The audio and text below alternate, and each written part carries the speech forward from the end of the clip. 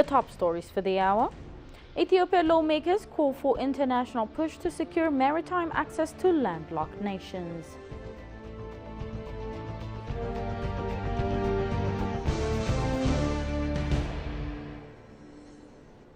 And the second Africa Climate Summit in Ethiopia to attract up to 25,000 for bold climate action.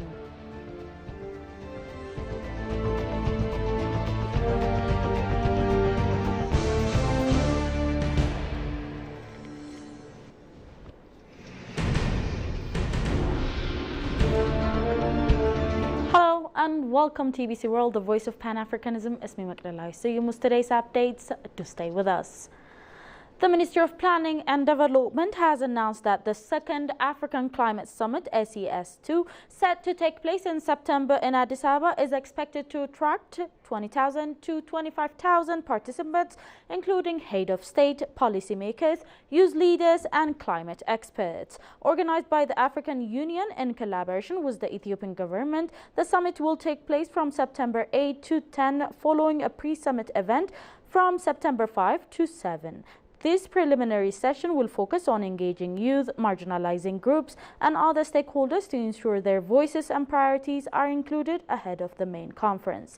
According to the State Minister of Planning and Development, Suyum Mekonnen, the summit's theme, Accelerating Global Climate Solution and Financing for Africa's Resilient and Green Development, highlights the continent's shift from being seen merely as vulnerable to becoming a driving force for the climate innovation. This summit offers Africa a crucial platform to present a unified stance and make bold climate commitments, Suyum stated. The continent is stepping up as a leader in developing sustainable, locally driven climate solution. Key discussion areas will include nature-based and technological solutions, adaptation and resilience, climate financing, and initiative led by African nations. Ethiopia will spotlight its key green development project to emphasize its dedication to sustainable growth and climate resilience.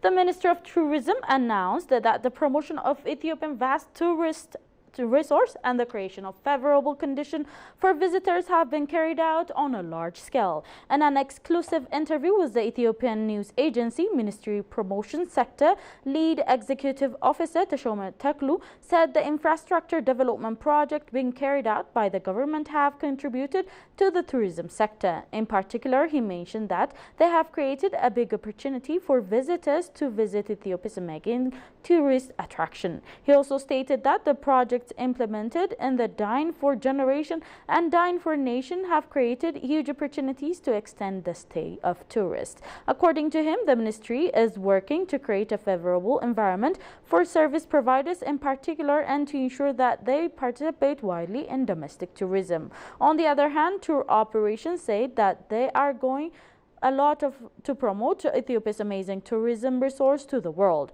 Vice President of Tallaq Ethiopia Tour Operation Association, Enku Mulugeta, said the completion of development works has enabled the number of visitors to increase. Ethiopia, with its diverse culture and history, has many tourism resource that creates a great opportunity and hope for those involved in the sector, the operation pointed out.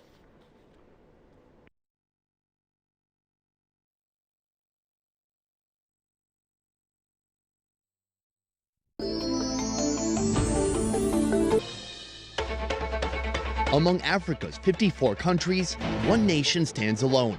Welcome to Ethiopia. Addis Ababa, which means new flower, a name given to it in 8086 by Emperor Menelik II's wife, Empress Tatu, for its favorable weather and beauty. Yoni on the beat. Let's make one. Hi everyone, my name is Marley. I'm 17 years old and today I'll be showing you around Addis Ababa, where I live and which is also home for African Union. That is delicious. Say hello to our ancient ancestors. This is pretty... Hi, how are you guys? You don't mind on the video? It's all good? Yeah. Hey guys. One of the responsibilities of men here is to protect the tribe. We feed each other. You want some egg? A highland tribe who receives clothing. Up now. Where men jump over cattle to...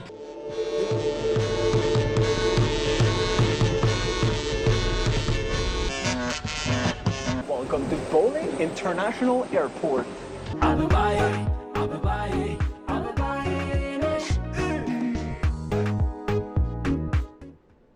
Ethiopia is renewing its demand for secure access to the sea, calling it a critical economic growth and trade justice. At the Parliamentary Forum in Turkmenistan, Vice Chairman of the Ethiopian Foreign Relations and Peace Affairs Standing Committee, Faid Mahid Wazir, urged global lawmakers to take bold legislative action to ensure maritime access to landlocked nations like Ethiopia. Gosho Maliso has the following.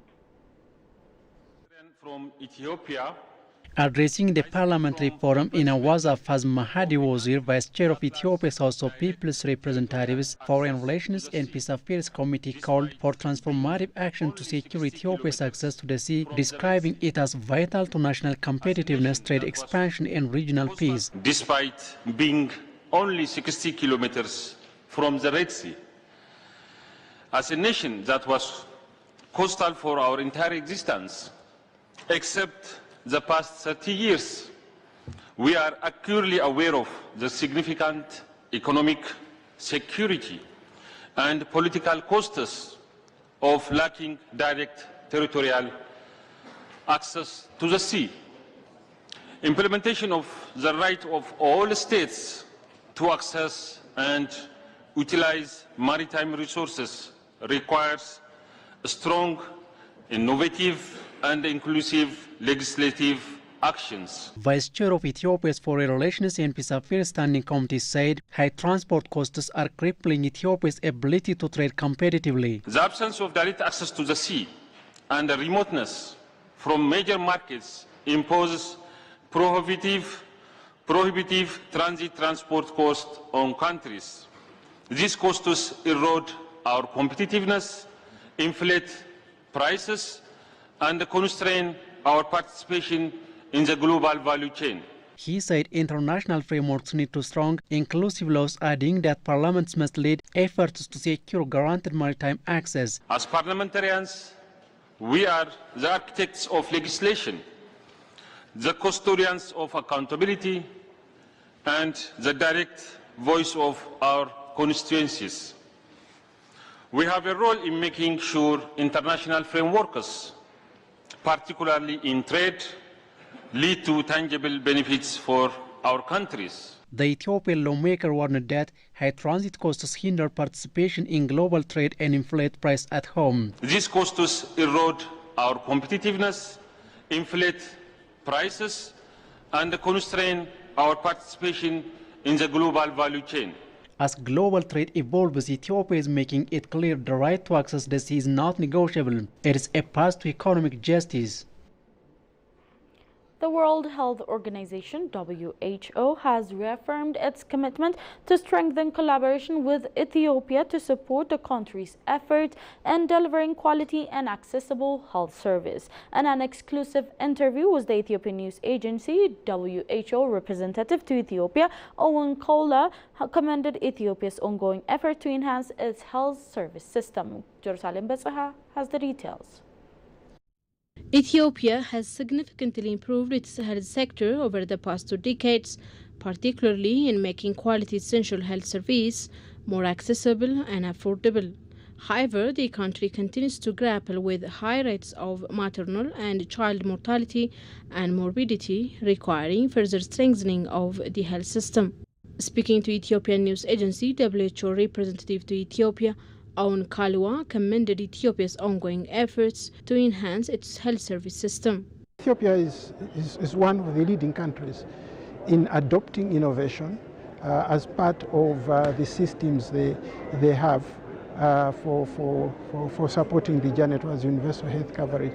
And we have worked with Ethiopia in a number of interventions aimed at accelerating universal health coverage. So yes, it's one of the countries that is deliberately working to look at various innovations in various areas and to incorporate that as part of the national health system transformation in the health sector. He also noted that various programs being implemented in the country aimed at improving service quality, patient safety, and access to health care through the integration of technology.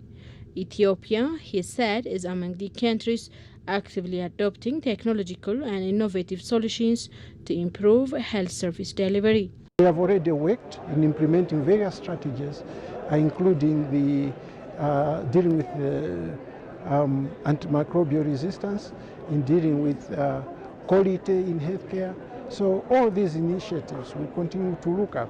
The absolute bottom line is that we accelerate our journey towards universal health coverage as we go towards the 2030. We are in the digital age, there's AI, there are a lot of opportunities, and we would like to look at how can we take some of these opportunities that will be beneficial in terms of dealing with some of the bottlenecks in delivery of health services, and see how best we can work on that. So we are very committed to do that. According to Kalwa, WHO is committed to working closely with Ethiopia to harness the potential of the fourth technological revolution, particularly in areas such as artificial intelligence and digital health, to drive innovation in the health sector.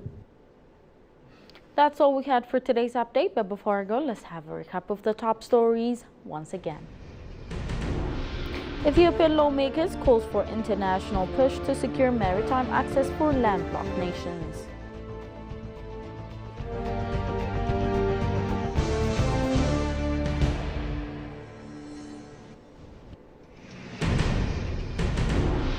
And the second Africa Climate Summit in Ethiopia to attract up to 25,000 for bold climate action.